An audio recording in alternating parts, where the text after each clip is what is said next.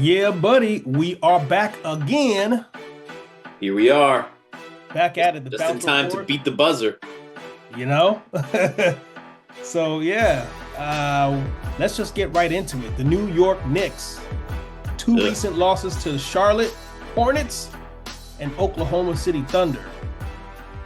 We won the last seven games, but it could be argued, these are all teams under 500. So these are teams that we should have just handled easily. And to be honest, we struggled with a few of them. So, what is your take on the Knicks right now and these two really pretty significant losses, especially with Charlotte, who is not, they're almost playing bound, kind of, sort of. They're And then, okay, scary though. I mean, they're. I feel like if the season was like another 10 game, like I know we're in the home stretch. I think there's like 7, 8 games left the season, but I think if the season was like another 2 weeks, they could make a legit run at getting like the 7 or the 8 seed in the East. Because like some of those teams that are sitting there have looked downright putrid. I mean, did you see how much? Did you see how much the Magic lost by a couple nights ago? yeah, Oh my God. Like that was like a team that's given up and they're in the playoffs. Like they're gonna make the playoffs. They're playing yeah. like a team that's tanking. So I look at some of that stuff and I'm like, all right, the sky is not falling as a Knicks fan. Obviously, losing to the Thunder is not anything to be, I think, too upset about because they're just far and away the best team in the league. I do find it worrisome still that I still Bridges still doesn't look right to me. Town still has like way up and down games to me. McBride Really? came back and he got hurt.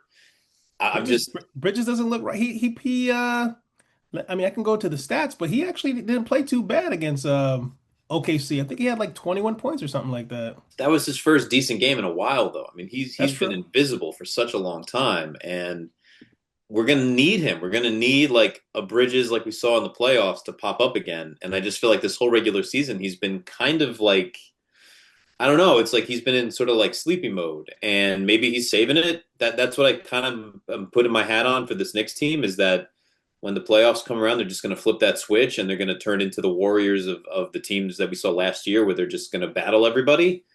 But my Mm. fear is just that like some of these games, some of these they can't keep going down by 10 and 15 points in the first half of these games. I know we Yeah. talk about it week after week, but it's like you're going to run into a team that's like, cool, you're going to give us the lead, we're going to step on your neck, and then that's the end of the game. I don't know if that'll be the first round opponent that they could face, but if we're looking at a second round series against Boston, they're scary. I mean, I actually like our matchup against Boston just based on how we played them this year and also in the playoffs last year, but we seem to play with our food too much, and I'm worried that one of these days we're going to choke on it. No, these are legitimate concerns for certain. And yeah, and looking at the stats, Bridges had 15 points. So he had a so-so game. I mean, he I feel like prior he's had to a so-so season.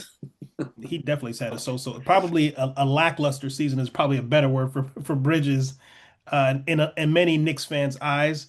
But you're right, though. I think Brunson is the head of the snake, the captain, El Capo. But at the same token, too, we need other guys to step up, and no one else got into they got into double digits, but no one else got at least 20 points. Brunson had 32, and then everyone else, the highest that anyone else had next to that was Bridges and Hart with 15 each. Oh, and also Towns, but that's not going to get the job done. I think, yeah, coaching. At this point, it's coaching. Something's got to take place in those timeouts, in those huddles, in the one-on-ones, because at this point in the season, uh, people have to know their roles, and I think with on a game-to-game basis, I think I think players question themselves of like, all right, this game today, am I going for 30? Am I going for 10? I Right. don't know. Helter skelter. And I do think the problem too is that ultimately, as we've talked about, if the roles are not defined now, you're going to wait till the playoffs to define them when it's really like nut crunch time. And now you're going to ask guys that maybe you should have been asking for the last 2, 3 weeks to step up to do what they got to do. Like sometimes it works, sometimes you get lucky and players just meet the moment. But you would think with the season winding down, now is the time to be like, all right, this is what we need you to do because we know in the playoffs they're going to try to double and triple team Brunson, get the ball out of his hands. So it's going to fall to these other guys to step up. And if they're not playing at that level, my fear is, come hell or high water, one of these teams is going to be like, we will make anybody other than Brunson beat us. And if these guys aren't ready for that moment, we're going home early. So that's what I've been worried about like all season, honestly. That's a very legitimate concern. And when you have a player like Alvarado coming off the bench shooting 3 for 10, that's a very alarming there should be a bell that goes off saying he's not having a great shooting night. Let's see how we can get someone else going, or have that timeout, that side conversation. Hey man, get your team involved, you know what I mean? McBride probably re-injured himself with some type of, fall to the ground where he looked, like he was holding his groin. And He is it was. me as a sidebar? Mhm. Is it me or is Lou Dort always injuring people this year? I feel like anytime there's an injury, he's the guy that's like involved.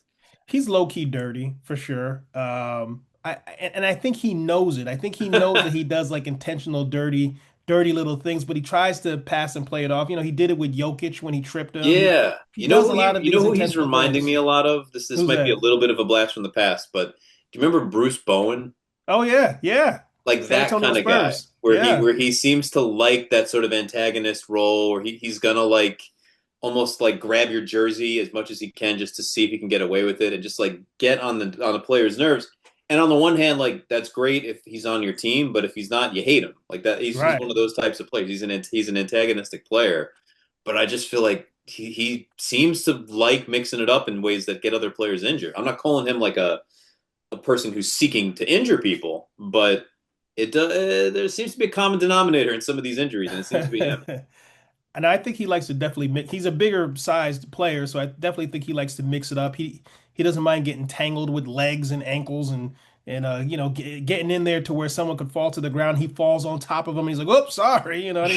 I didn't mean to fall on top of you and also have my elbow out as I fell on you. I Right, just, right, exactly. how I It's stuff fell, like you that. know? It's like wrestling moves where it's like, oh, you fell. Oh, my bad. Oh, let me help you up. Oh, I slipped. Like it's truly like an art form in a way. In soccer, we Yeah. call it the dark arts, where it's like players that know just how to like piss off another guy to get him into like a yellow card or that kind of stuff. And like obviously we have technicals in basketball, but it's not quite the same thing. But He's that he's a that he's a little bit like a Rodman, not totally, but a little bit in terms of like I remember a game that Rodman was playing against the Utah Jazz, and he was tangling it up with Karl Malone, and they both fell to the ground. And as they were trying to get up, you could tell Rodman was intentionally trying to not let Karl Malone get up because he would elbow him and like knock him back to the uh ground. He would act like he was falling. It's the funniest thing. I swear I'm gonna make a clip of it because very recently, LaMelo Ball did the same thing to another player where that player, they both got tangled up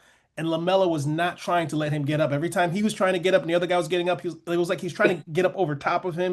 like they're It playing was, Twister. it was the funniest thing. I swear it's the funniest thing. Well, But yeah, you know what it is too. You know who he also reminds me of, who I know someone who's near and dear to your heart. okay. He's also very Dylan Brooksy. Yeah, yeah. So again, like he's one of those dudes that like if he's on your team, you're like, I love it. He gets in the other guys' heads, but when you're playing against him, you're like, can you please stop like stepping on our players' feet when they come down for rebounds? Or like you said, if you're on the ground with him, he's going to maybe kick out at you. Like it's just that you have this like doom and gloom feeling every time he's like on a loose ball because it's like he's always going to get up for whatever reason, but is the guy that he's mixing it up with going to get up?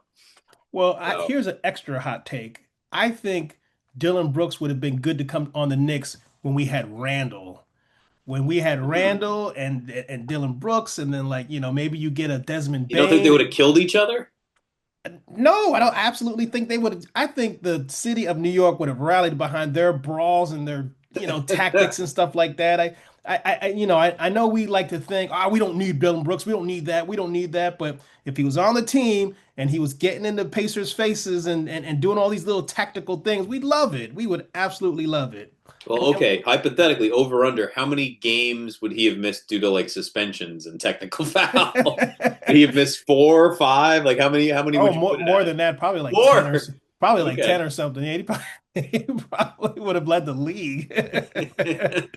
in New York City? Are you Well, that's serious? what Oh I mean. man. It's like I think he would have been egged on by that crowd. They would have given him that like extra push to be like, you know what, I'm really gonna mix it up tonight because the Garden's got my back. Well, I don't know. I just love how our fans are so like, they want us to be tough and have that edge and this, that, and the third. But at the same token, too, the team that we have, the upright standing citizens that we have, it's like we chastise them on not being tough enough. But yet when we have like players that have that edge and the toughness and the psychological awareness to really get into someone else's head, we're like, nah, we don't want that player. We don't want that player. Like, what? Are you kidding me?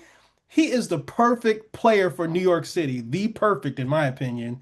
I Yeah, he'll know. get Texan suspensions and he'll get into it, but we need that, I think, honestly, quite honestly. But I mean, I but remember I you dig I digress.